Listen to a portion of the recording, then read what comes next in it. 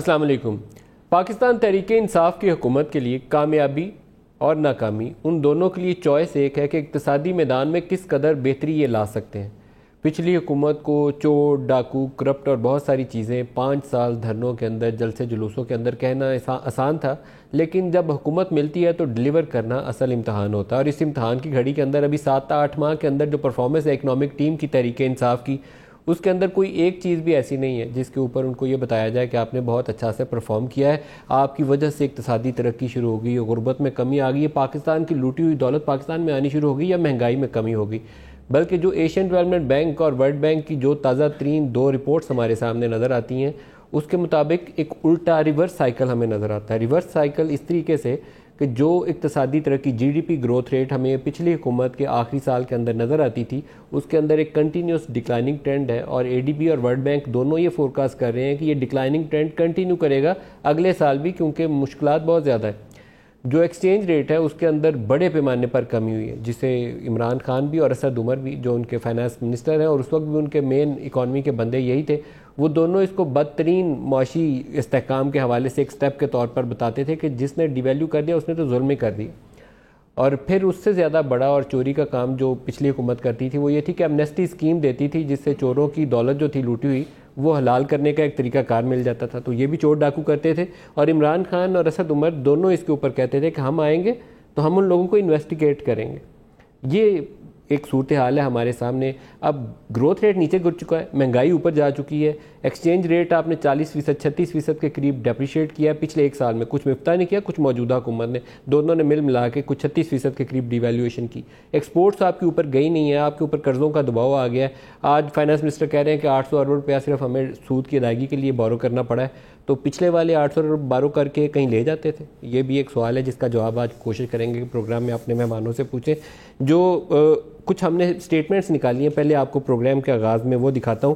اسد عمر صاحب نے، finance minister صاحب نے آج ایک ایمنیسٹی کے اوپر سٹیٹمنٹ دی ہے، اور ایمنیسٹی جو ہے پاکستان میں پیرلل اکانومی بہت بڑی ہے۔ ابھی تک کوششیں ماضی میں بے پناہ یہ کی گئی کہ کسی طریقے سے پاکستان کی اکانومی کو ڈاکومنٹ کیا جائے، بہت سے لوگ جو ٹیکس نیٹ سے باہر ہیں ٹیکس نیٹ کے اندر آ جائیں۔ پہلے گاڑیوں کی جو سیل تھی وہ پابندی لگائی گئی کہ ہم جو نان فائلرز ہیں ان کو نہیں بیچتے، تاکہ مجبوری کے عالم میں جس کو گاڑی خریدنی ہے وہ آئے گا، ٹیکس بھرے گا، تو شاید اسی طریقے سے ریٹرنز بڑھنی شروع ہو جائیں۔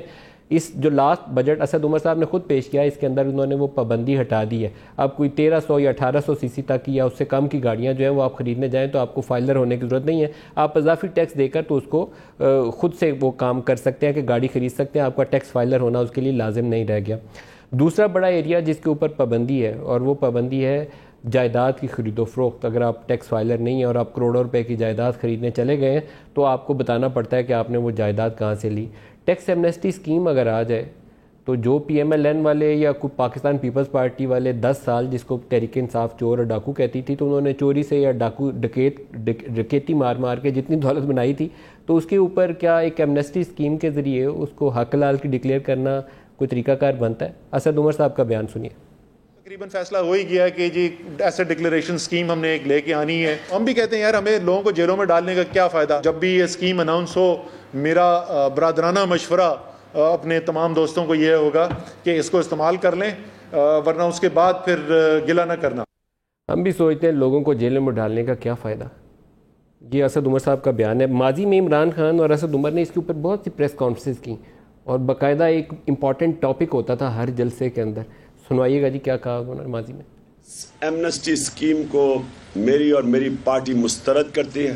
ایک معاشی شبخون مار دیا گیا اس قوم کے اوپر۔ 2018 کا ہم الیکشن جیتیں گے، جنہوں نے ایمنسٹی لی ہے سب کو انویسٹیگیٹ کریں گے انشاءاللہ تعالیٰ۔ اگر اگلے وزیر اعظم عمران خان ہوئے تو یہ جو بھی کالا دھن اس اسکیم کے تحت سفید کرنے کی کوشش کرنے جا رہا ہے، خیال رکھنا یہ اسکیم ریورس کی جائے گی۔ جب بار بار آپ ڈاکوؤں کو یہ اسکیمز دے دیتے ہیں تو میں سوال پوچھتا ہوں کہ جو لوگ ایمانداری سے اس ملک میں ٹیکس دیتے ہیں وہ تو بیوقوف لوگ نکلے نا۔ یہ اسکیم جو پاکستان کے دیانتدار لوگوں کے اوپر ایک بالکل چہرے پہ تھپڑ مارنے والی بات ہے کہ تم بیوقوف ہو۔ پہلے چوری کرو، ٹیکس نہ دو، کرپشن کرو، تھوڑی دیر کے بعد ایک اسکیم آ جائے گی، سارا آپ کا کالا دھن سفید ہو جائے گا، بلیک کا پیسہ وائٹ ہو جائے گا۔ کہ وہ لوگ جنہوں نے پاکستان میں ٹیکس ایویژن کی، منی لانڈرنگ کی، کرپشن کی، بطخوری کی، سرکار ان کو دعوت دیتی ہے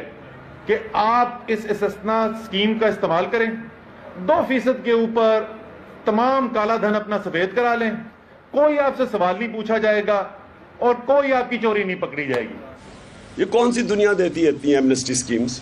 اور کتنی ایمنسٹی سکیم کامیاب ہوئی؟ جس نے کرپشن کی، جس نے دولت لوٹی، جس نے قوم کا پیسہ چرایا، تو اس کے لیے ہم دروازے کھول رہے ہیں کہ پاکستان میں آ کے اس پیسے کو پاک کر دے۔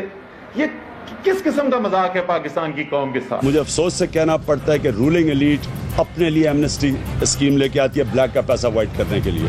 کبھی بھی ایسی کوئی استثناء اسکیم نہیں آئے گی جس میں غریب آدمی کا فائدہ ہوتا ہو۔ یہ ساری استثناء اسکیم، یہ سارا فلسفہ جو ہمیں بتایا جاتا ہے، یہ ان چیزوں کے لیے بتایا جاتا ہے جس میں طاقتور اور امیر کا فائدہ ہوتا ہے۔ کرپشن کی کو پروموٹ کرنے کے لیے ہم اس کے خلاف ہیں۔ ریاست حکومت جو ہے وہ سامنے کھڑی ہو رہی ہے قوم کے، وہ کہہ رہی ہے ہم آپ کے سامنے بے بس ہیں، ہم طاقتور چھوٹے چور کو ہم پکڑ سکتے ہیں، طاقتور چور کے سامنے ہم بے بس ہیں، اس کو ہم کچھ نہیں کر سکتے۔ خدا کا واسطہ ہم آپ کے سامنے کشکول لے کے کھڑے بھیک مانگ رہے، کچھ تو دے دیں۔ آپ دے رہے ہیں ایمنسٹی اسکیم، ہم آ کے اس کو ریسنڈ کریں گے، ہم ساروں کو انویسٹیگیٹ کریں گے۔ پہلے تو جو اسکیم ہے وہ غلط ہے، جو اس کا طریقہ کار ہے وہ غیر آئینی ہے، غیر جمہوری ہے۔ جناب یہ وہ بیانات ہیں جس میں چوروں، ڈاکوؤں اور جو حکومتی ایلیٹ ہے اس کو فائدہ دینے کے لیے جو ایمنسٹی اسکیم لائی تھی، جیسے عمران خان کی حکومت آنی تھی تو وہ ان سارے لوگوں کو انویسٹیگیٹ کرنا تھا۔ آج اسد عمر صاحب نے کہا جیلوں میں ڈالنے کا کیا فائدہ ہے، ایک ایمنسٹی اسکیم کا اعلان کر دیتے ہیں۔ تو آج ہمارے ساتھ جو پینلسٹ ہیں ان سے اقتصادی صورتحال کے اوپر ہی ساری باتیں کریں گے، ایمنسٹی اسکیم ہو یا پاکستان میں ترقی کیوں نہیں ہو رہی یا پاکستان میں مہنگائی کیوں بڑھ گئی۔ تو ہمارے پاس اسلام آباد اسٹوڈیوز میں ندیم افضل چند صاحب، کراچی میں ہمارے ساتھ ہیں محمد زبیر صاحب اور شہلا رضا صاحب کو خوش آمدید کہتے ہیں۔ ندیم افضل چند صاحب، کیا ٹیکس ایمنسٹی اسکیم ماضی میں چور لیتے تھے، آج کل ساتھ لیں گے؟ دیکھیں میں اب اس وقت جب یہ بیانات دیے گئے اس وقت میں تو شاید پی ٹی آئی میں تھا بھی نہیں اس وقت چور ہی لیتے تھے، ڈاکو تھے صاحب؟ اب میں ندیم صاحب دیکھ رہے ہیں کہ کن حالات میں ہے۔ میں سمجھتا ہوں کہ ایسے ممالک میں ٹیکس ایمنسٹی اسکیم جو نون لیگ بھی لائی تھی اس میں بھی ان کو بڑا ریونیو ملا تھا۔ بڑے لوگوں نے ہمارے ملک میں دیکھیں بلیک اکانومی بہت زیادہ ہے، پیسے ہیں، ریل اسٹیٹ میں ہے، عام آلات میں ہے، تو لوگوں کو اگر ایک موقع اب ہم دے رہے ہیں، ایک سختی کی ہے، خود ہی کہتے ہیں کہ بڑی سکویز کی ہوئی ہیں چیزیں، جب ہم لوگوں کو موقع دے رہے ہیں تو آپ کو اپریشیٹ کرنا چاہیے۔ آپ کی حکومت کو یہ پتہ ہے کہ وہ کرنا کیا چاہ رہی ہے؟ میرا خیال ہے آپ کی حکومت ڈائریکشن لیس ہے۔ نہیں، ڈائریکشن لیس بالکل نہیں ہے۔ کون سی ڈائریکشن آپ کی ہے کیا؟ میں ہر حوالے سے ڈائریکشن ہے۔ دیکھیں میں ابھی لوکل گورنمنٹ سسٹم کے حوالے سے میٹنگ تھی پنجاب کی، تو ابھی میں اس سے اٹھ کے آ رہا ہوں، تو ایگریکلچر پالیسی اس کے اوپر بھی بڑی تیزی سے پالیسی بتا دی بھی گئی ہے، اور ایگریکلچر کے میں بڑی ریفارمز ہو رہی ہیں سیکٹر میں، انڈسٹریلائزیشن کی طرف بڑی تیزی سے جایا جا رہا ہے، اور یہ ٹیکس ریفارمز کی ایک پورشن ہے، یہ ایک ٹیکس ریفارمز کی ایک پورشن ہے۔ 500 ارب کا ٹیکس ریونیو شارٹ فال آپ کی حکومت کو سامنے ہے، 500 ارب روپے کا۔ نہیں 500 نہیں ہے، 350 تو ہو چکا ہے۔ نہیں 500 نہیں ہے، ابھی دیکھیں نا آگے اللہ بہتر کرے گا انشاءاللہ، ٹھیک ہو جائے گا۔ اب دیکھیں جس ملک میں کیسے اللہ ادارے بینک کام کرنا پڑتا ہے۔ آپ میری جان بات تو سن لیں ندیم بھائی، آپ آج بڑے سخت موڈ میں ہیں، میں غلط ٹائم پہ آ گیا ہوں آپ کے پاس۔ دیکھیں جب ادارے تباہ کر کے آپ گئے ہوں اور آپ کہیں کہ ملک کی اکنامک ایکٹیویٹی اڈاکزم پہ آپ چھوڑ کے گئے ہوں، تو سر کاشتکار کو پکڑ کے اندر ڈالیں نا۔ دیکھیں چور ڈاکو کو ہمارا سسٹم بھی اب راتوں رات ڈکٹیٹرشپ تو نہیں ہے نا، جمہوریت ہے کہ آپ اس طرح میں آپ کو پکڑوں اور جیل میں، کوئی سسٹم ہوتا ہے نا۔ جب سسٹم ہاتھ ڈالتا ہے تو پھر آپ نے لاہور میں دیکھ لیا کہ وہاں ہمارا سسٹم کتنا سٹرانگ ہے، ایک حمزہ شہباز کو گھر سے گرفتار نہیں کر سکا یہ سسٹم، تو آپ کہتے ہیں کہ جہاں چوروں ڈاکو کہاں کمزور آدمی کے لیے اور قانون ہے، طاقتور کے لیے اور قانون ہے، وہ سسٹم آپ نے دیکھا ہے نا۔ آپ کس سسٹم میں آپ اکاؤنٹیبلٹی چاہتے ہیں؟ اس سسٹم میں آپ چاہتے ہیں کہ یہ راتوں رات خزانہ بھرا جائے؟ زبیر صاحب کو گفتگو میں شامل کرتے ہیں۔ زبیر صاحب، مجھے لگا یہ ہے کہ ان کے پاس کوئی اقتصادی پلان نہیں ہے۔ اسد عمر کے متعلق جتنی ہوپس تھیں کہ انہوں نے آنا ہے تو وہ آئے گا، عمران تو نیا بنے گا پاکستان، وہ نیا پاکستان یہ بنا ہے کہ جی ڈی پی گروتھ ساری نیچے چلی گئی ہے۔ عمران کو جتنے تانے سننے پڑ رہے ہیں اس میں اقتصادی مشکلات اس کا بنیادی ریزن ہے۔ جی، اس میں سب سے بڑا ریزن ندیم، میرا خیال ہے ندیم افضل چند کی جگہ اگر میں ہوتا اور یہ سارے کلپس سننے کے بعد اگر میری پارٹی کے حوالے سے سنائے جاتے تو میں کہتا کہ مجھے شرمندگی ہے، اور اگر یہ نہیں کہتا تو میں یہ ضرور کہتا کہ they were wrong then، یا اب غلط ہیں۔ اتنا کلیئر کٹ ایک تضاد ہونا. اور یہ ابھی پچھلے جون کی بات ہے, پچھلے جولائی کی بات ہے الیکشن سے پہلے کی. یہ کوئی ہم 4 سال پرانی باتیں نہیں کر رہے ہیں. میرے سے کوئی پوچھ رہا تھا کہ اگر آپ بن جائیں فائنینس منسٹر یا حکومت میں آ جائیں تو آپ کیا کریں گے. میں نے کہا ایک چیز تو فرق ہے, مجھے کوئی ویڈیوز دیکھنے کے بعد شرمندگی نہیں ہوگی کہ میں نے بڑی بڑی باتیں کی تھی اور اب میرا سر چھپانے کے لیے میرے پاس کوئی جگہ نہیں ہے. کوئی ایک ایریا ہے, کوئی ایک ایریا جس میں اتنی بڑی بڑی باتیں کسی بھی حکومت نے کی ہوں اور اس کے بعد اس طرح سے یو ٹرن لے کے آپ یہ کہہ رہے ہو کہ جی ہم ان کو جیلوں میں تو نہیں ڈال سکتے. بھائی اگر جیلوں میں نہیں ڈال سکتے تو آپ نے اتنی بڑی بڑی باتیں نہیں کر, اور آپ کو کون کہہ رہے جیلوں میں ڈالنے کے لیے. آپ تو یہ کہتے تھے کہ یہ کالا دھن سفید کرنے کے لیے ہے, تو ابھی کیا جہانگیر ترین صاحب کا کرنا ہے, عمران خان صاحب کا کالا دھن سفید کرنا ہے, جو وہ زلفی بخاری کما رہے ہیں یا رزاق داؤد جو کالا دھن بنا رہے ہیں اس کو سفید کرنے کے لیے. یہ کس کے لیے ہے پھر؟ ہم تو کر چکے ہیں جو ہم نے کرنا تھا, اب یہ کس کے لیے کر رہے ہیں, اب کس کو آفر کر رہے ہیں, اب کون ہے ڈاکو یہ تو بتا دینا ہمیں کہ کون ڈیمانڈ کر رہا ہے, وہ کون سے ڈاکو ہیں, کون سے چور ہیں جو ڈیمانڈ کر رہے ہیں. تو تھوڑی سی شرمندگی, تھوڑا سا میرا خیال ہے اس قوم سے اتنا تو کہنا چاہیے کہ وی ور رانگ دین. اتنا تو بیسک منیمم سٹینڈرڈ ہونا چاہیے کہ اتنا تضاد ہو اور پھر بھی کہہ رہے ہوں کہ جی نہیں اس وقت کے حالات. اور بھائی جولائی 2018 کی بات کر رہے ہیں. زبیر صاحب کی بات سے میں ایگری کرتا ہوں کہ شرمندگی بالکل انسان کو ہونی چاہیے اور مورالٹی کی بنیاد ہوتی ہے. لیکن زبیر صاحب اگر تو آپ نے یہ پریکٹس چھوڑی ہوتی شرمندہ ہونے والی, اور آپ جس طرح جو کچھ ہو رہا ہے, جو کچھ منی ٹریل حمزہ شہباز کی آپ پکڑی جا رہی ہیں, اور جس طرح آپ پاپڑ والا کو نکل آیا سنے, تو اب یہ شرمندگی والی بات کہنا آسان ہے, کرنی بڑی مشکل ہے, اور پہلے مجھے اپنے اوپر لاگو کرنی چاہیے. مجھے پتہ ہے بہت مشکل ہے نوکری جا زبیر بھائی, پہلے اپنے اوپر لاگو کرنی چاہیے نا. آپ دیکھ لینا کتنے اداروں کی تباہی ہوئی پرائیویٹائزیشن سے لے کر. میں ہر سوال, ہر پروگرام میں آپ سے سوال کرتا ہوں کہ مجھے ایک ادارہ بتا دیں جس میں آپ آئیڈیل چھوڑ کے گئے ہوں, اس کی پالیسی, اس کا ریونیو, اس کی فنڈامنٹل جو بھی آپ کہہ لیں, کوئی ایک ایگزیکیوشن کا, کوئی ایک بزنس پوائنٹ آف ویو سے کوئی ایک ادارہ بتا دیں. تو پھر تو میں کہوں کہ بھائی آپ آئیڈیل چھوڑ کے گئے اور ہمیں شرمندہ ہونا چاہیے کہ آپ نے اس طرح اتنا خوشحال ملک ہمیں دے کر گئے اور ہم نے برباد کر دیا. پھر تو بات بالکل ٹھیک ہے, پھر زبیر صاحب کی بات سے میں حلفاً اتفاق کروں گا. اب آپ خاموش بھی ہو جائے نا تاکہ دوسرا بندہ جواب بھی تو دینا. نہیں آپ میں شہلا سے پہلے پوچھ لوں پھر آپ جواب دیجیے گا. معذرت کے ساتھ وہ شہلا بی بی کو ساتھ شامل کر لیں تاکہ ذرا وہ جو تحریک انصاف والے کہتے ہیں نا چور اور ڈاکو کھا گئے, تو اس میں ایک تو حصہ پی ایم ایل این کا ہے, دوسرا حصہ پیپلز پارٹی کا ہے, جس کا شہلا بی بی جواب دے لے. شہلا بی بی آپ بتائیے گا جی, ایمنیسٹی ماضی والی ساری تو چور ڈاکو لے گئے تھے, حکومتی لیڈ کو فائدہ پہنچانا تھا, تحریک انصاف نے تو آ کے ان کے خلاف تحقیقات کرنی تھی اور کیس کھولنے تھے دوبارہ, تو آج ایمنیسٹی نہیں دینے کی بات کر رہے.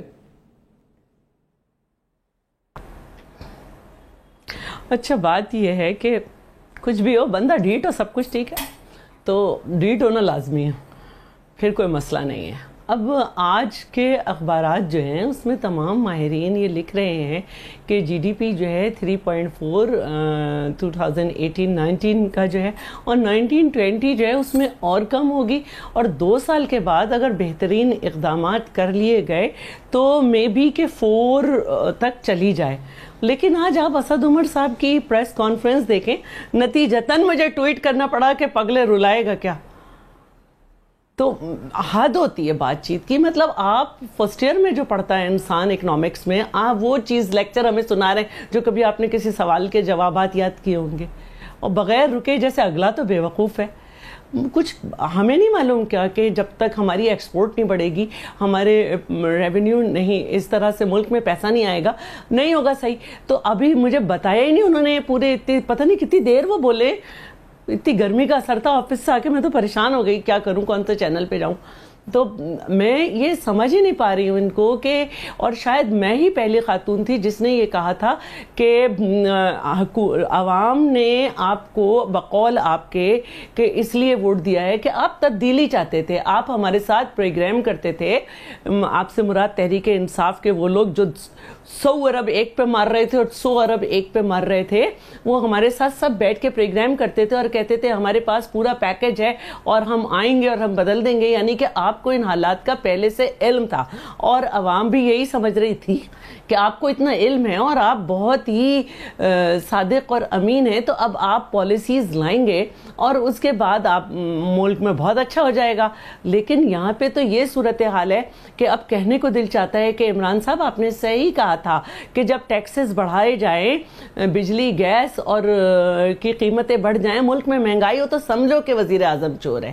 جب میں یہ صرف کہنا چاہتی ہوں کہ اگر ہمارے ہاں جو ہے وہ ڈیپٹ جو تھا وہ سرکولر ڈیپٹ بڑھ رہا تھا تو آپ کہتے تھے کہ انہوں نے بے ایمانیاں کی ہیں, اور اب اتنا ہو گیا تو آپ لوگ کیا کر رہے ہیں؟ آپ کی اپنی کوئی پالیسی نہیں ہے. اور یہی وہ بات تھی جو میں نے کہی تھی کہ یہ ویژن لیس بغیر پالیسی کے لوگ ہیں. اور ظاہر ہے کہ پھر اب میں اس پہ جانا نہیں چاہتی کہ 2013 میں 1,45,000 ووٹ ریجیکٹ ہوئے تھے اور 2018 کے الیکشن میں 17.5 لاکھ ووٹ ریجیکٹ ہوئے ہیں. یعنی کہ جو پڑھی لکھی نوجوان نسل ہے شاید اسے ووٹ ڈالنا نہیں آیا. اور پتہ نہیں کتنی میرے ذہن سے نکل گئیں, کتنی سیٹس ایسی ہیں جس میں جو جیتنے کا ڈفرنس ہے وہ ریجیکٹڈ ووٹ سے کم ہے. تو پھر اس طرح تو ہونا تھا نا.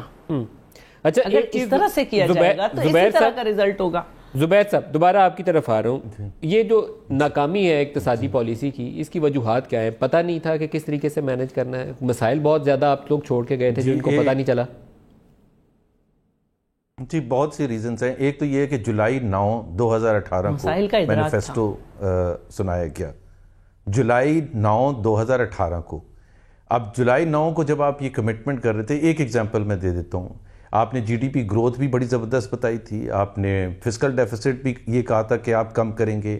آپ نے سب سے بڑی آسان چیز کہی تھی 1 کروڑ نوکریاں دینے کے لیے. 1 کروڑ کا مطلب یہ ہوتا ہے کہ 20 لاکھ پر اینم. 20 لاکھ نوکریاں آپ دیتے ہیں جب آپ کی گروتھ ریٹ تقریباً 7% پر اینم 5 سال تک ہو. اب آپ یہ کہہ رہے ہیں کہ یہ تو ہمیں پتہ ہی تھا کہ گرے گی. اگر یہ اس سے بڑا جھوٹ یا تضاد نہیں ہو سکتا کہ 3.4% گروتھ ریٹ ہوگا اور اگلے سال 2.7% ہوگا اور نوکریاں دیں گے 20 لاکھ. 20 لاکھ نہیں دیں گے, مائنس ہوں گی نوکریاں. 9 جولائی 2018 کو آپ قوم سے ایک بھرپور انداز میں جھوٹ بول رہے تھے, یا آپ کو کچھ نہیں پتا تھا کہ یہ کیا ہے؟ جب آپ کو اندازہ ہی نہ ہو تو اس کا آپ علاج کیسے کریں گے؟ کیا اسد عمر کوئی نمبرز کا نہیں پتا جو آپ بول رہے ہیں؟ زبیر صاحب, فائنانس منسٹر کوئی نمبرز کا پتا ہونا چاہیے, کیا ان کو یہ نمبرز کا پتا نہیں تھا؟ نہیں, لیکن اگر پتا تھا تو مجھے ایک چیز بتائیں. اگر یہ پتا تھا, وہ بالکل ان کے لیے یہ شوق ہوا. ان کے 2-3 ایک ایکسپیکٹیشنز تھیں فرینکلی جو آپ کہہ رہے ہیں. ایک یہ تھا کہ عمران خان کی کریڈیبلٹی پر ان کو اتنا بھروسہ تھا کہ عمران خان جب آئیں گے, آپ کو یاد ہے کہ انہوں نے شروع میں کہا تھا باہر اوورسیز پاکستانی سے کہ وہ ڈالرز بھیجیں, 1000 پر پرسن بھی اگر بھیجے گا اور کچھ تو ہیں وہ زیادہ بھیجیں گے, تو وہ ایک اندازہ تھا billions and billions of dollars کی یہاں آ جائیں گے, اور اس سے آپ کے تمام وہ جو کرنٹ اکاؤنٹ ایکسٹرنل ڈیفیسٹ ہے وہ پورا ہو جائے گا. ایک تو یہ بہت سمپلسٹک انڈرسٹینڈنگ تھی. دوسرا جو سمپلسٹک انڈرسٹینڈنگ تھی کہ وہ $200 بلین باہر سے جو لوٹا ہوا پیسہ ہے وہ آ جائے گا. اور تیسری تھی کہ $10 بلین کی جو منی لانڈرنگ ہوتی ہے ہر سال, وہ $10 بلین وہاں سے بچ جائیں گے. ڈالر کے خزانہ یہاں ہوگا تو کمی تو ہوگی نہیں, اور کچھ کرنے کی ضرورت نہیں. زبیر صاحب, یہ غلط فہمی مراد سعید کو تو ماننے والی بات ہے. مراد سعید کو یہ غلط فہمی ہو نا تو ماننے والی بات ہے, لیکن اگر اسد عمر کو یہ غلطی ہو تو اسد عمر کو اس غلطی کی پھر سزا مل رہی ہے پاکستان کی اکانومی کو. لیکن میں عمران خان کا سٹیٹمنٹ آپ کو بتا دیتا ہوں. مراد سعید کا تو بہت مشہور ہے, لیکن عمران خان نے تو پورا اکنامک ویژن اس پر دیا تھا. انہوں نے کہا تھا اللہ تعالیٰ کو حاضر ناظر جان کے میں کمٹ کرتا ہوں پاکستانی عوام سے کہ $200 بلین لے کے آؤں گا, 10 سال تک ٹیکس ختم کر دوں گا, 10 سال تک کوئی پرائس انکریز نہیں ہوگی. ابھی یہ آپ مجھے بتائیں کہ اگر یہ آپ کا اکنامک پلاننگ کا حصہ تھا, سینٹرل فوکل پوائنٹ تھا, تو پھر بیڑا غرق تو ہونا تھا جو ہوا ہے. ایک بیان دیا مشتاق غنی صاحب نے, اور میرے خیال میں اقتصادی منصوبہ بندی کی بڑی اچھی مثال ہے. میں وہ ندیم افضل چند صاحب سے اس کا جواب بھی چاہوں گا, پھر زبیر صاحب آپ سے بھی دوبارہ لوں گا, لیکن سناتا ہوں پہلے. جی مشتاق غنی صاحب نے کہا کیا ہے جی کہ انہوں نے ایک طریقہ بتایا ہے کہ کس طریقے سے اقتصادی ترقی ہو سکتی ہے, دکھائے گا جی. حکمت اور دانش مندی سے ہمیں چلنا پڑے گا. 2 روٹیوں کے بجائے 1 پہ کچھ عرصے کے لیے اکتفا کرنا پڑے گا. بٹ انشاءاللہ اللہ وہ دن ضرور لائے گا اور بہت جلد کہ 2 کے بجائے آپ 2.5 روٹیاں کھا سکیں گے. چند صاحب دیکھیں کیسا اچھا پلان ہے. دیکھیں ان کا اس کا مطلب یہ ہے کفایت شعری ایک جنرل سینس میں کہتی ہے. آپ روٹیوں کی مثال کوئی دے دے یا کبھی کوئی اور مثال دے دے, یہ تو ایک ہر کسی کا اپنا اندازہ بیاں ہوتا ہے. میرے خیال میں کفایت شعری تو ہمیں کرنی چاہیے. اور اسیڈیٹی مہم جو ہے آپ نے کر دی ہے نون لیگ کے ابھی ماڈل ٹاؤن گھر پکڑا گیا ہے 96 4 کفایت شعری نہیں, یہ پیٹ باندھ کے سونا ہے. اب بولنے تو دیں نا. 4 کیمپ ہاؤس تھے ان کے وزیر اعلیٰ کے اور وزیر اعظم کے کیمپ ہاؤس. میں آپ کی مجبوری سمجھ یہ روٹیوں کا مطلب یہ ہے کہ آپ وہ خرچے کم کرنے پڑیں گے جو ریاست کے ٹیکس کے بیل بوتے پہ لوگوں کے پیسوں سے آپ عیاشیاں کرتے تھے. ایک وہ کتنی دیکھیں نا کم ہوئی ہے اس دور میں. چیف منسٹر دیکھ لیں یا پرائم منسٹر دیکھ لیں, وہ آپ کو فرق واضح نظر آئے گا. یہ ایک باقی رہ گئی بات ہے. کوئی اکانومسٹ نہیں 36 لاکھ روپے لیکن میں ایک فارمر ہوں, میں ایک چھوٹا سا کاشتکار ہوں. میں اتنا آپ کو بتا سکتا ہوں, مکی کی قیمت اس سے پہلے ہمیں اتنی نہیں ملی, گنے کی قیمت آج تک ہمیں اتنی نہیں ملی, کنوں کی قیمت ہمیں آج تک اتنی نہیں ملی. یہ 3 فصلیں میں ابھی بتا رہا ہوں آپ کو. اور ابھی انشاءاللہ گندم زمیندار بیچے گا, آپ دیکھیں گے کہ اس دفعہ اس کو لائنوں میں نہیں لگنا پڑے گا, اس دفعہ اس کو باردانہ بھی ملے گا. یہ جس طرح لوٹتے رہے ہیں نا برانڈرت گروپ جو ہے روڈ والے, جو شوگر ملوں کے مالک بن گئے آفٹر 85 میں سیاست آنے کے بعد. اب یہ میں زبیر صاحب کی فکر تو میں ماشاءاللہ یہ اکانومسٹ بہت پڑھے لکھے آدمی ہیں, میں ان سے اکثر سوال کرتا ہوں کہ یہ سیاست میں آنے سے پہلے ان لوگوں کی جائیدادیں کتنی تھی. کبھی آپ اپنی پارٹی میں پوچھیں نا, ہر ضلع سے ایک وار لاٹ اٹھا کر دیکھ لیں, ہر ضلع سے ایک وار لاٹ اٹھا کر دیکھ لیں اور آپ کو یقین ہو جائے گا کہ یہ جب جس ضلع میں بھی آپ جائیں گے جو سیاست میں آیا تھا تو اس کی جائیداد کتنی تھی اور آج کتنی ہے. آپ نے کیبنٹ کے وزراء کی ذرا چیک کریے. تو میں کوئی کیبنٹ کے وزراء کو ڈیفینڈ کروں گا جو کرپشن کرے گا؟ میں نہیں ڈیفینڈ کروں گا. جو شوگر ملوں والا ہے میں کوئی شوگر ملوں والوں کا میں کوئی منشی ہوں, میں ایک پولیٹیکل ورکر ہوں. یہ بھی پولیٹیکل ورکر بنے نا, منشی نہ بنے. میری یہی ان سے گزارش ہے. میں تو اپنی شوگر ملوں والے, میں جب پیو پارٹی میں تھا تو میں اومنی گروپ کے اوپر سوال کرتا تھا, پوچھتا تھا. اور آج بھی اگر میری کیبنٹ سے کوئی وزیر کرپشن کرے گا تو میں ندیم ملک کبھی اس کو ڈیفینڈ نہیں کروں گا. میں آپ کو کہہ رہا ہوں, میں کبھی ڈیفینڈ نہیں کروں گا. ہاں جو بات صحیح ہوگی, جنہوں نے دیکھے نا جو ملک کے ساتھ کھلواڑ ہوا ہے, جو آج کہنا کہ 6 مہینوں میں جی اب 4-5 سال دینا, اگر ملک کے قرضے بڑھے جو 30,000 ارب یہ چھوڑ کر گئے 30 ٹریلین کے اندر بنتے ہیں. یہ تو زبیر صاحب صحیح فکر بتائیں گے. یہ نمبر نہ بولیے گا, آپ کو سب سے زیادہ سزا ملنی ہے. میں آپ کو آن ایئر گارنٹی کے ساتھ لکھ کے دینے کے لیے ابھی کہتے ہیں تو لکھ کے سائن کر دیتا ہوں. سب سے تیز رفتار قرضے آپ کے دور میں بڑھیں گے. میں کہتا ہوں اگر قرضے, میں اگلا بات کر دوں, اگر قرضے جب حکومت کی مدت ختم ہوگی 5 سال, سب سے زیادہ آپ کے دور میں بڑھیں گے. میری بات تو سن لیں, اگر قرضوں کی لمٹ یہی بڑھ گئی, آپ سمجھے قرضے پہلے سے بڑھ گئے تو پھر یقیناً ہم فیل ہے. میں سائن کر کے دینے اگر قرضے کم ہوئے تو پھر میں سائن کر کے اگر قرضے کم ہوئے, یا پھر 5 سال بعد آپ سیاست چھوڑ دیجیے گا. میں سیاست کیوں چھوڑوں گا, میں کیوں سیاست چھوڑوں گا. میں اب شیلا بی بی آپ کی طرف آ رہا ہوں. مہنگائی میرے خیال میں آپ بہتر رائے دے سکتی ہیں. کیا زندگی آسان ہوئی ہے پہلے سے, خرچے کم ہو گئی ہیں, چیزوں کی قیمتیں بڑھ گئی ہیں؟ میرا بھائی ہے. جی جی دیکھیں ندیم میرا بھائی ہے, میں اس کی مجبوری اس وقت سمجھتی ہوں. اگر صرف اگر یہ کفایت شعری کو اس سے جوڑ رہے ہیں, جو کہ غنی صاحب نے کہا ہے کہ اپنے پیٹ پہ پتھر باندھ لے آدمی, بھوک سے بلبلائے نہیں, کیونکہ وزیر اعظم نے کہا ہے, اسد عمر نے کہا ہے کہ عوام کی چیخیں نکلیں گی اس لیے پیٹ پہ پتھر باندھ لو. یہ اس کی کنٹینیوٹی ہے. اور وزیر اعظم نے کہا کہ سخت وقت برداشت کرنا پڑے گا, بجائے اس کے کہ آپ کو یہ ہوپ دیتے, آپ نے یہ کر لیا, آپ فوڈ پرووائڈ کرتے. یاد کرنا چاہیے ندیم افضل چند صاحب کو وہ وقت جب پرویز مشرف کے دور میں جو ہے گندم نہیں مل رہی تھی, لیکن جب ہماری گورنمنٹ آئی ہم نے ایگرو بیسڈ پالیسیز دی اور بمپر کراپس ہوا. جبکہ پرویز نے, مشرف نے ڈرامہ رچایا تھا کہ گندم ہم نے منگائی اور فرائنڈلی آئٹم جو امپورٹ ہوتے تھے ہم نے وہ روکے. دوسری بات یہ کہ آپ کہتے ہیں کہ وہ کفایت شعری کی بات کر رہے ہیں, آپ انکم سپورٹ میں تو 500 روپے بڑھا رہے ہیں, لیکن وزیر اعظم کے ہیلی کاپٹر میں 40 کروڑ اس کی تزئین و آرائش. کیا باتیں کر رہے ہیں آپ, کس کو بتا رہے ہیں؟ دوسری بات جو ہے میں یہ کہنا چاہوں گی کہ میں ایک بہت ہی گھریلو خاتون ہوں، یہاں تک کہ جس دن میں چھٹی کرتی ہوں میں کھانا بناتی ہوں اپنے گھر میں، کیا ٹماٹر کی قیمتیں ہیں، ماچس کی ڈبیا کی کیا قیمت ہے، کیا پیاز کی قیمتیں ہیں، یہ میرے بھائی کو معلوم نہیں ہے. مہنگائی اتنی بڑی ہے. اور جو یہ قرضوں کی بات کرتے ہیں، ایک تو یہ کہ 7 سال میں مہنگائی بلند ترین سطح پر ہے، اور یہ جو قرضوں کی بات کرتے ہیں، ان کی حکومت نے 8 مہینے میں ریکارڈ قرض لیے ہیں، بیرونی اور اندرونی. تو جبھی تو میں کہہ رہی ہوں کہ بھائی رلانے والی باتیں نہیں کرو. عام آدمی کو آپ اس سے ٹی وی پہ آپ یہ جگہ لے سکتے ہیں اس طرح کی بات کر کے کہ ایک دن ایک منسٹر نے عجیب سا بیان دے دیا، سارے چینلز اس پہ لگ گئے، دوسرے دن دوسرے منسٹر نے دے دیا، سارے چینلز اس پہ لگ گئے. لیکن عوام جو اس وقت تکلیف میں ہے وہ آپ نہیں اس کو ٹال سک رہے. آپ کوئی مداوع نہیں کر پا رہے ہیں. اسد عمر صاحب نے سب سے بڑی ناکامی ہے کہ زبان بدتر سے بدتر ہو رہی ہے اور عمل اس سے بدترین ہو رہا ہے، ہو ہی نہیں رہا. اسد عمر صاحب نے آج دعویٰ کیا ہے کہ انہوں نے اکانومی کو آئی سی یو سے نکال دیا ہے. جو ورلڈ بینک اور اے ڈی بی کی رپورٹس ہیں وہ یہ ظاہر کرتی ہیں، جو ورلڈ بینک کی رپورٹ ہے تازہ جو سب سے لیٹسٹ ہے وہ یہ ظاہر کرتی ہے کہ جو اگلا سال ہوگا اس میں پاکستان میں اقتصادی ترقی کی جو شرح ہے وہ افغانستان سے بھی نیچے ہوگی. یہ لمحہ فکریہ ہے، یہ خوش ہونے کی بات نہیں ہے، ہم سب کے لیے پریشانی کی بات ہے. معلوم نہیں ہے کہ فائنانس منسٹر کون سی چیزوں کے اوپر لوگوں کو یاد دلا رہے ہیں. اگر ان کی کوئی حکمت عملی ہوتی تو وہ ریفلیکشن اس کی نظر آ رہی ہوتی. آج انہوں نے دعویٰ کیا کیا دکھائے گا جی.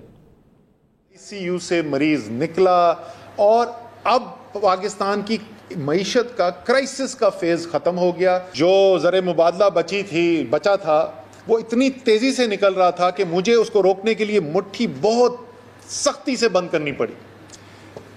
اب کرائسس فیز ختم ہونے کے بعد اب ہم اس پوزیشن میں آئے کہ آہستہ آہستہ اس مٹھی کو کھولا جائے. لیکن ابھی بھی اگلا تقریباً 1.5 سال کا عرصہ جو ہے وہ ایک سٹیبلائزیشن فیز سے گزریں گیا. زبیر صاحب آپ یقین رکھتے ہیں کہ وہ crisis phase is over, I C U سے نکلا یہ اکانومی؟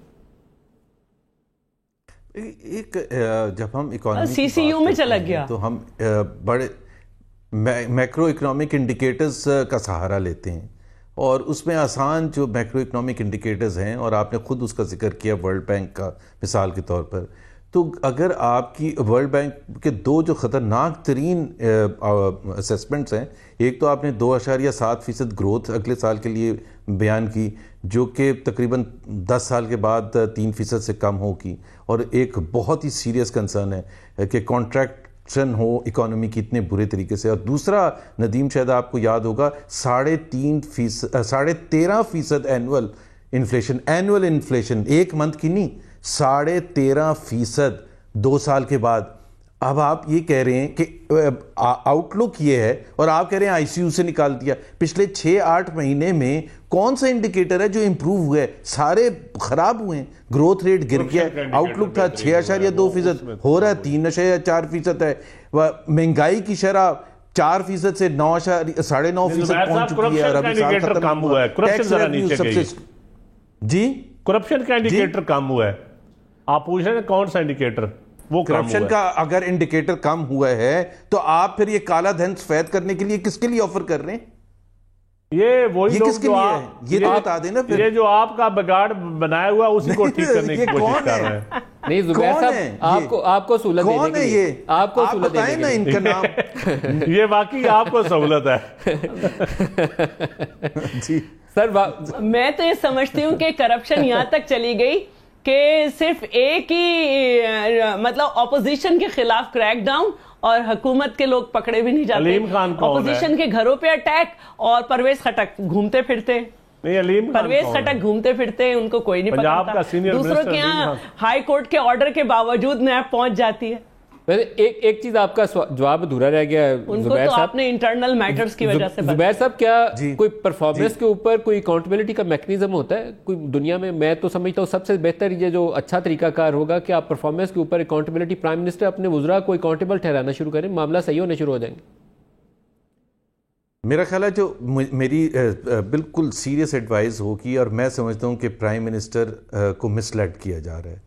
دیکھیں prime minister is on record, پہلے انہوں نے کہا 100 دن، پھر انہوں نے کہا 6 مہینے، اب ان کو کہہ دیا گیا ہے کہ جی ٹرک کی بتی کے پیچھے لگا کے 1.5 سال، سو 1.5 سال تک ان پرائم منسٹر کو. دوسرا یہ ہے کہ انہوں نے لائسنس دے دیا تمام منسٹرز کو کہ اپنی نااہلی چھپانے کے لیے آپ پچھلی حکومت کو بلیم کر دیں. بھائی کوئی تو وقت ہوگا جب آپ اپنے جو رسپانسبلٹی ہے اس کو اون کریں گے اور آپ جواب دیں گے کہ جی ہاں ہم فیل ہو گئے. کل ہیلتھ منسٹر آ گئے ٹی وی پر اور انہوں نے کہا کہ مئی 2018 کی کیبنٹ نے فیصلہ کیا تھا کہ دوائیوں کی قیمت بڑھائی جائے، اس لیے ہم نے بڑھائی ہے. مطلب معصومیت ذرا دیکھیں. اور بھائی آپ کو کون سا لیگل پریشر تھا آپ نہ بڑھاتے؟ مطلب معصومیت دیکھیں. سو میرا اپنا خیال یہ ہے کہ اکاؤنٹیبلٹی ہونی چاہیے، سخت ہونی چاہیے، اور جو وزراء عوام کی نظر میں پرفارم صحیح نہیں کر رہے ہیں، وہ جتنے بھی اکانومی ریلیٹڈ منسٹرز ہیں، چاہے اس میں پلاننگ منسٹر ہیں، چاہے اس میں انرجی منسٹر ہے، چاہے اس میں جو بھی منسٹرز آتے ہیں، میرا خیال ہے ان کو فائنانس والے کا نام نہیں لیا کرنی چاہیے اور یہ باتیں ختم کر دی. جی فائنانس کا نام نہیں لیا آپ نے؟ میں نے وہ ندیم افضل چند کے بڑے اچھے دوست ہیں اس لیے میں نے نام چند صاحب چلو مہربانی آپ کی، میرے تو آپ کی وجہ سے دوست ہیں نا، آپ کے بھائی ہیں اس لیے دوست. وزراء کی اکاؤنٹیبلٹی ہونی چاہیے. دیکھیں اکاؤنٹیبلٹی دیکھیں ڈیموکریسی کی خوبصورتی ہی ہوتی ہے. ٹھیک کرنے کا، گڈ گورننس میں بدلنے کا ایک ہی طریقہ ہے، جو وزراء فیل ہو جائے ڈیلیور کرنے میں. آپ کس طرح میئر کر سکتے ہیں کہ فلاں بندہ فیل ہوا ہے 6 مہینوں میں؟ یہ نمبر نظر آ رہے ہیں. آپ نہیں نمبر دیکھیں نا، آپ ایک کمپیرزن کریں گے، ان کا موازنہ کریں گے ایک 3 ٹینورز والی حکومت کے ساتھ جو 20-22 سال جنہوں نے پنجاب میں بھی یا مرکز میں بھی یا صوبے میں بھی کسی اور صوبے میں حکومت کیا، آپ ان کے ساتھ موازنہ کریں گے نا. The problem is you need to have a strategy. اگر آپ کے پاس کوئی اسٹریٹجی نہ ہو جس میں لوگوں کو یہ تسلی ہو کہ آپ نے کہاں جا رہے ہیں. اسٹریٹجی نمبر 1 یہ ہے کہ اس ملک میں کرپشن فری اس ملک کو بنانا، ایلیٹ سے پہلے کرپشن ختم کرنی ہے. اسٹریٹجی نمبر 1 یہ ہے. کفایت عوام کے ٹیکس کا پیسہ جو ہے وہ اپنے عیاشیوں پہ نہیں خرچ کرنا، یہ اسٹریٹجی ہے. دو اسٹریٹجی نمبر 2 ہے جوڈیشل ریفارمز کرنی ہے. اسٹریٹجی نمبر 3 ہے لوکل گورنمنٹ سسٹم افیکٹو کرنا ہے. یہ اسٹریٹجی ہے، اس پہ کام ہو رہا ہے. فارمر کو، ایگریکلچر کو ٹیکنالوجی میں لانا ہے، سبسیڈائز کرنا ہے، اس کو ترقی دینی ہے. یہ ملک زرعی ملک ہے، یہ ملک زرعی ملک ہے، اس کی بیک بون ہے. اس کو ایسے لوگوں نے لوٹا ہے جو حکومتوں میں آ کے جنہوں نے انڈسٹری لگائی، اور وہ انڈسٹریلسٹ جو بیچارہ جن کا حکومت میں ہاتھ نہیں تھا وہ پس گیا. آج آپ کو پرانے گروپ کہاں ملتے ہیں؟ وہ سیگل گروپ، وہ منو گروپ، وہ کدھر گئے؟ یہ لوگ آ گئے، نیا یہ ٹھپو گروپ آ گیا، ٹھگو گروپ. یہ جو اپنی ریاست کے بل بوتے پر، اپنے اختیارات کے بل بوتے پر، اپنی حکومتوں کے بل بوتے پر جنہوں نے پیسے کمائے. اور ندیم ملک صاحب، میں تسلیم کرتا ہوں کہ سسٹم میں ابھی تک اتنی جرت نہیں. اس سسٹم کے کمپرومائزز ہیں یا کرج ہے یا جو بھی آپ کہیں، اس میں نہیں. ابھی بھی اشرافیہ کا احتساب اس لحاظ سے نہیں ہو رہا جس لحاظ سے پرائم منسٹر کی پہلی تقریر جو آپ کہتے ہیں نا، وہ پرائم منسٹر کو اکاؤنٹیبل ٹھہرانا چاہیے، نان پرفارمنس ٹھہرانا چاہیے. اس میں تو کوئی دوسری رائے نہیں. ویسے آپ نے کرپشن کی کوئی مثال دینی تھی، وہ دے دیں، پھر میں نشانہ جی. اور ندیم صاحب بالکل اسپیسیفک اگر جواب دیں گے تو بڑا اچھا ہوگا ناظرین کے لیے بھی. ایک تو ایگزامپل ہے بی آر ٹی کی، ابھی رپورٹ آئی ہے بی آر ٹی پشاور کی، اور جو اپنے چیف منسٹر نے ہی کنسٹیٹیوٹ کی تھی، اس کی رپورٹ یہ کہتی ہے کہ پلاننگ بھی خراب تھی، ڈیزائن بھی خراب تھا، اور 7 بلین روپے کی کرپشن بھی ہوئی ہے. یہ ہماری رپورٹ نہیں ہے، کسی میڈیا کی رپورٹ نہیں ہے، یہ اپنی رپورٹ ہے. اس پر کیا ایکشن لے رہے ہیں؟ دوسرا میں ایک اسپیسیفک ایک قصہ بتا دیتا ہوں. سپتمبر 2018 میں فائنانس منسٹر نے بجٹ دیا تھا، اور اس وقت بھی پی ایس ایل ہوتا تھا اور فرینچائزز تھیں، اس میں کوئی ذکر نہیں کیا ٹیکس بریکس کا. نومبر میں جہانگیر ترین صاحب ملتان فرینچائز خریدتے ہیں. جنوری 23 کو فائنانس منسٹر سڈنلی ریئلائز کرتے ہیں کہ جو فرینچائزز ہیں، جو ٹیمز ہیں پنڈی اور اسلام آباد اور کراچی، ان کو تو بڑا ٹیکس بریک ملنا چاہیے ساروں کو، اور ٹیکس بریک اناؤنس کر دیتے ہیں صرف ایک کو بینیفٹ دینے کے لیے، صرف ایک کو. سر ویسے یہ بتا دیں وہ سپتمبر میں کیوں نہیں دیا تھا؟ عمران خان اور اسد عمر براہ راست کوئی ایسا ثبوت نہیں ہے کہ وہ کرپشن میں انوالو ہو. میں ان کو کرٹیسائز کر رہا ہوں ان کی نان پرفارمنس کے اوپر، لیکن کوئی ایسا ایشو نہیں ہے. ہم اگر یہی کریں جی نہیں تو آپ اس کا جواب دینا، یہ کس کے لیے کیا تھا؟ یہ میں نے سپتمبر میں کیوں نہیں فرینچائزز کو ٹیکس بریک دی تھی؟ آپ کو پالیسیز ٹھیک ہو سکتی ہیں، کوئی غلط ہو سکتی ہیں. جب وقت آئے گا آپ دیکھیں گے یہ پالیسی جو آپ یہ کہہ رہے ہیں کہ صرف جہانگیر ترین کے لیے بنائی گئی ہے، میں اس اتفاق نہیں کرتا. اور کتنے لوگ ہیں اس میں، اور سپورٹس اس ملک میں لانی ہے، سپورٹس کو ترقی دینی ہے اس ملک میں جہاں کوئی دنیا کی ٹیم نہیں آتی تھی. اب یہ پی ایس ایل اپڈیٹ ہوا ہے، سپتمبر میں کیوں نہیں کیا تھا؟ جی سپٹمبر میں کیوں نہیں کیا تھا؟ اس وقت تو پورا بجٹ دے رہے تھے. یہاں تو 2-4 صرف ایکشنز تھے. اس 2-4 ایکشن میں ایک ایکشن تو آپ جائیں, آپ ریفرنس دائر کریں. اگر آپ کے پاس ثبوت ہے تو آپ جائیں ریفرنس دائر کریں, آپ کو اجازت ہے. آپ کے پاس تو کوئی جواب نہیں ہے. آپ اجازت ہے, آپ کو حق بنتا ہے, آپ کویسچن اٹھائیں, آپ ریفرنس دائر کریں.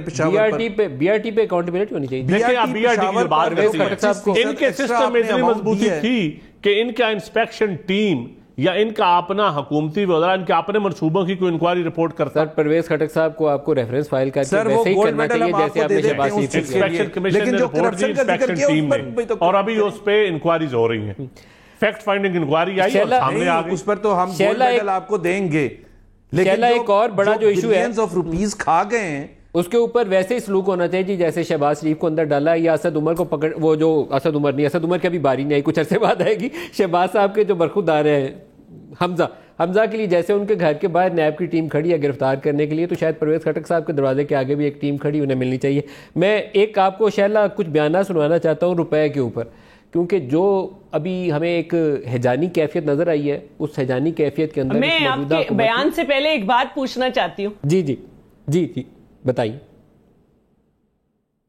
میں یہ پوچھنا چاہتی ہوں کہ بابر اعوان کی آخری پیشی کب ہوئی تھی جبکہ ریفرنس داخل ہو چکا ہے؟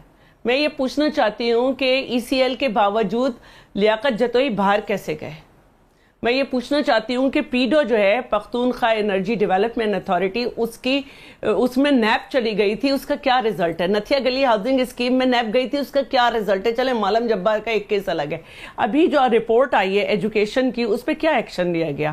اس سے پہلے پی ایم اے کے جو سیکٹری تھے وہ گئے تھے رپورٹ لے کر, اس پہ ہیلتھ کی, نیونیٹل ڈیتھ ریٹ کی اور ماں کے مرنے کی, اس پہ کیا ہوا؟ جبکہ چیف جسٹس صاحب کے اتنے سخت ریمارکس تھے کہ ہاسپٹلس میں انہوں نے کہا تھا کہ ایک جانور کا بھی علاج نہیں ہو سکتا. پھر انہوں نے کہا تھا کہ نوشیروان برقی آتے ہیں سارا سسٹم بگاڑ کے چلے جاتے ہیں, جبکہ شوکت خانم صحیح چل رہا ہے. باتیں ہمارے پاس بھی ہیں, لیکن بات صرف اتنی ہے کہ آپ کے جو بھی منصوبے ہیں کہ ہم ایسا کریں گے, بہت اچھی بات ہے, لیکن کیا اس وقت آپ یہ کہہ سکتے ہیں کہ غریب آدمی جو ہے وہ 2 وقت کی روٹی کا محتاج ہو گیا, مڈل کلاس جو ہے وہ غریب ہو گئی اور غریب ترین ہو گیا؟ اس وقت آپ نے کیا پالیسی دی ہے؟ غربت کے بجائے آپ غریب مٹا رہے ہو. اس وقت آپ نے کہاں کھڑا کیا ہوا ہے؟ مجھے صرف یہ بتا دیں. آپ جواب دینا چاہتے ہیں؟ میں دینا چاہتا ہوں جواب. دیکھیں, بابر اعوان اور راجہ پرویز شرف کو اکیوزڈ ہیں, وہ راجہ صاحب سے پوچھ لیں آخری پیشی کب ہے. ایک ہی دن پیشی ہوتی ہے, ان کا ریفرنس دائر ہے, میرے خیال 10 دن پہلے پیشی تھی ان کی نندی پور والے میں, اس میں تو وہ ایک کیس ہے. باقی بابر اعوان صاحب اگر آنیسٹ ہیں یا کرپٹ ہیں تو آپ کو پتہ ہے کہ پچھلی حکومت میں جب میں بھی تھا کتنے دل دادا تھے وہ زرداری صاحب کے, آپ اور میرے سے زیادہ تھے.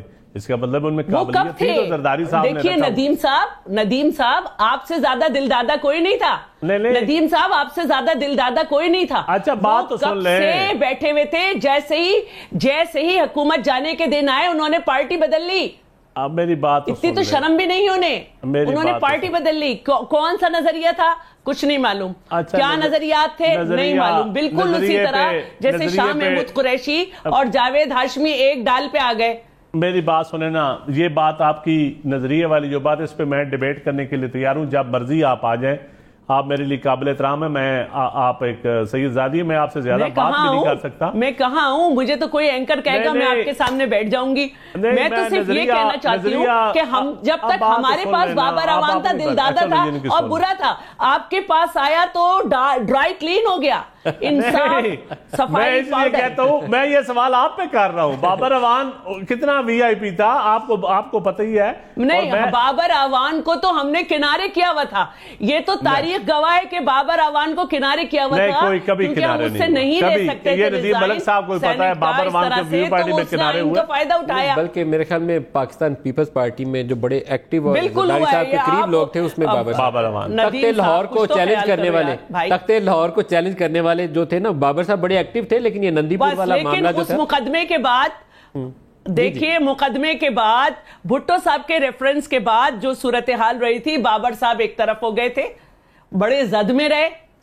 سینٹ کے اوپر سے انہوں نے استعفیٰ نہیں دیا کیونکہ آئینی طور پہ ان کو یہ حاصل تھا، وہ نہیں دے سکتے تھے، ہم مجبور نہیں کر سکتے تھے. ان دا اینڈ وہ ان کے پاس چلے گئے، انصاف واشنگ پاؤڈر کی انصاف لانڈری میں.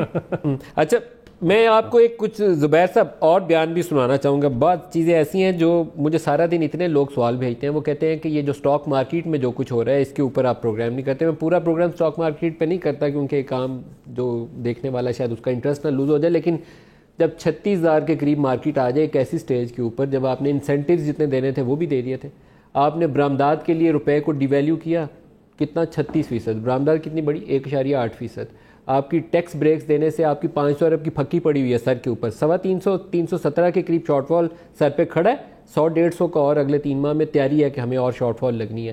مارکیٹ اڑی ہوئی ہے ہماری، اس کا کوئی حال نہیں ہے. کہتے کیا تھے روپے کے اوپر، میں وہ بھی آپ کو دکھانا چاہتا ہوں آج کیا کہا اور ماضی میں کیا کہا تھا. دکھائے گا.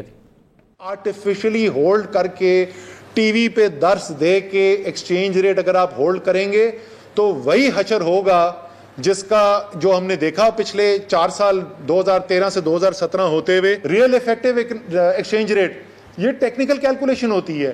آج سے آپ 15 مہینے پہلے چلے جائیں، ریئل ایفیکٹو ایکسچینج ریٹ آپ 2016 سے 2018 دیکھیں اور آپ کو ہائیلی اوور ویلیوڈ روپیہ نظر آتا ہے. آپ 2019 کا اپریل دیکھیں گے یعنی آج دیکھیں گے تو آپ کو روپیہ بالکل آپ کو ایکویلیبریم پہ نظر آتا ہے. ایکسچینج ریٹ کو ایسے مینیج کرنا ہے کہ وہ معیشت کے بنیاد کے اوپر ہینڈل ہو، نہ کہ سیاسی نعرے بازی کے لیے. اسٹیٹ بینک کی انٹرونشن سے مارکیٹ کے اندر روپے کی قدر گروائی گئی، ڈالر کو مہنگا کیا گیا اور وہ ڈالر جو 57-58 روپے کا مل رہا تھا وہ 108 روپے پہ آج کھڑا ہے. ایک زمانے کے اندر پاکستان کا روپیہ جو تھا وہ جاپان کے ین سے کہیں زیادہ طاقتور ہوتا تھا، جبکہ جاپان کا پر کیپٹا انکم جو ہے وہ پاکستان سے 50 گنا زیادہ تھا. پچھلے 6 ماہ کے اندر تقریباً 15 سے 16 روپے قدر گر گئی ہے روپے کی. صرف روپے کی قدر گرنے سے اس وقت ہر پاکستانی خاندان جو ہے اس میں اس کے اوپر جو قرضے کا بوجھ ہے وہ اس 6 ماہ کے اندر 40,000 روپے سے زیادہ کا اضافہ ہوا. ایکسچینج ریٹ جو ہے وہ معیشت کے نظام کے اندر ایک ٹول ہے، ایک انسٹرومنٹ ہے جس سے ٹرانزیکشن ہوتی ہے. یہ کوئی قوم کی طاقت کا وہ نشان نہیں ہے. پاکستان میں مہنگائی ہو نہیں گئی ہے، پاکستان میں مہنگائی کی گئی ہے. زبیر صاحب آپ نے بیانات سنی لیے ہیں، بتائیے گا کہ آپ لوگوں نے اس سازش کے تحت روپیہ گرایا تھا، ابھی اقتصادی ضروریات کے تحت گرایا جا رہا ہے. آپ لوگوں نے بے ایمانی سے مہنگائی کی تھی، ابھی تو ضرورت کے مطابق مہنگائی کی جا رہی ہے. تو ابھی کیا صورتحال کیا ہے، ابھی تازہ ترین اسیسمنٹ کیا ہے؟ مارکیٹ کو گر رہی ہے، ایمنسٹی اسکیم کی خبر آ رہی ہو یا آپ ٹیکس بریکس دے رہے ہو تو اکانومی تو چڑھنی چاہیے، آپ کی مارکیٹ بہتر پرفارم کرنی چاہیے، گر کیوں رہی ہے؟ جی ایک آپ نے بڑا امپورٹنٹ سبجیکٹ آج ہی کے حوالے سے، کیونکہ میں نے خود بھی لکھا تھا کہ بلڈ پاتھ آج دیکھا گیا ہے، 600 پوائنٹ سے اوپر گری ہے مارکیٹ اور پچھلے ہفتے صرف 1150 پوائنٹس گری تھی. اب کہنے کا مطلب یہ ہے کہ اس حکومت کی کریڈیبلٹی جو ہے بالکل مائنس میں ہے.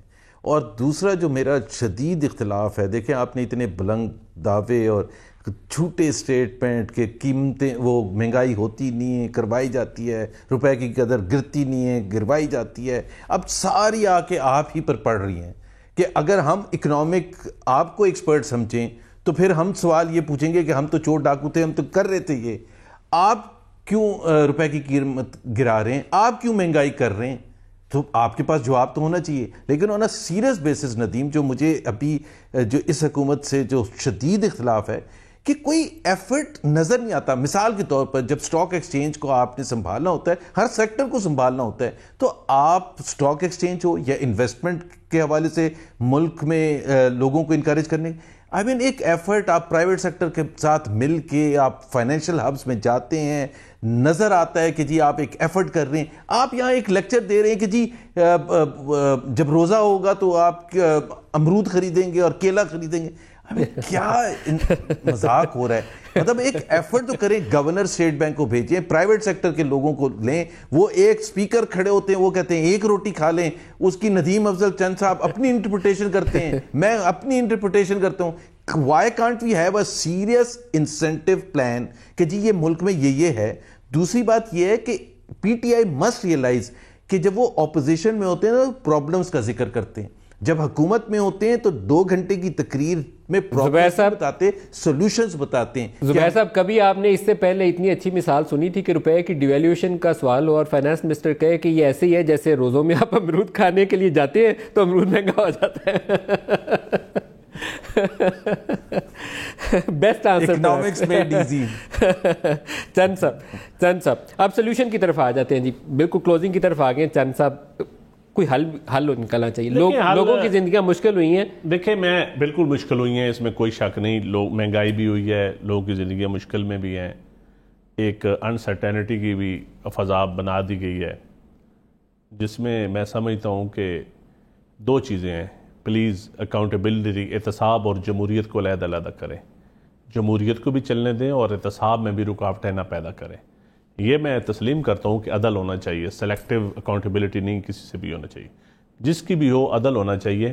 لیکن جنہوں نے لوٹا ہے وہ آ کر قوم کو بھاشن نہ دیں. جنہوں نے سسٹم کو برباد کیا ہے، کوئی سسٹم بھی دیکھ لیں، عام آدمی کی اس کی بنیادی ضروریات سے لے کر اسٹیٹ بینک تک کا انہوں نے کرونیز کے ذریعے برباد کیا. اب اس میں اسٹیٹ بینک ویسے وہی ہیں جو پچھلی نون لیگ کے ہی ہیں، نون لیگ کے ہی ہیں. ابھی ٹرنور پوسٹ اس وقت مسئلہ ادروائز ہیں ان کے ہی ہیں. اس میں وہ ہیں ویسے کرونی، اس لیے تباہی ہو رہی ہے. دیکھیں وہ ویسے ریگولیٹری اتھارٹیز پہ جتنے انچارج ہیں، ریگولیٹری اتھارٹیز پہ جتنے انچارج ہیں سب ان کے ہیں. ایف بی آر کے چیئرمین بھی یہ ریگولیٹری اتھارٹی پہ جتنے، اب میں پرسنز کے اوپر ڈسکشن نہیں کرنا چاہتا، پالیسی کے اوپر کر لیں. نہیں میں بتاتا ہوں یہ کہ کوئی ضروری نہیں ہوتا کہ ہر بندہ ان کا غلط بھی ہے. میں اس کے اچھے لوگ بھی ہیں، نون لیگ میں بھی اچھے ہیں، پیو پارٹی میں بھی ہیں. نون لیگ میں اچھا کون ہے اس کا نام لیں گے؟ آپ کے پاس نون لیگ میں اچھا کون ہے؟ نون لیگ میں اچھا کون ہے؟ نون لیگ میں بھی کافی اچھے لوگ بھی ہیں، زبیر صاحب کرپٹ بھی ہیں. زبیر صاحب سامنے ہیں اس لیے میں ان کی تعریف نہیں کرتا. نہیں کرتا نہیں، میں پہ ڈاکٹر مصدق اور زبیر کو کہہ دوں گا. لیکن ان کی یہ نون لیگی تو نہیں ہے نا، یہ تو چند دن پہلے مطلب پالیٹکس میں آئے نا. یہ میں ان کو پرانا نون لیگیا نہیں سمجھتا. جو نون لیگی پرانے تھے جنہوں نے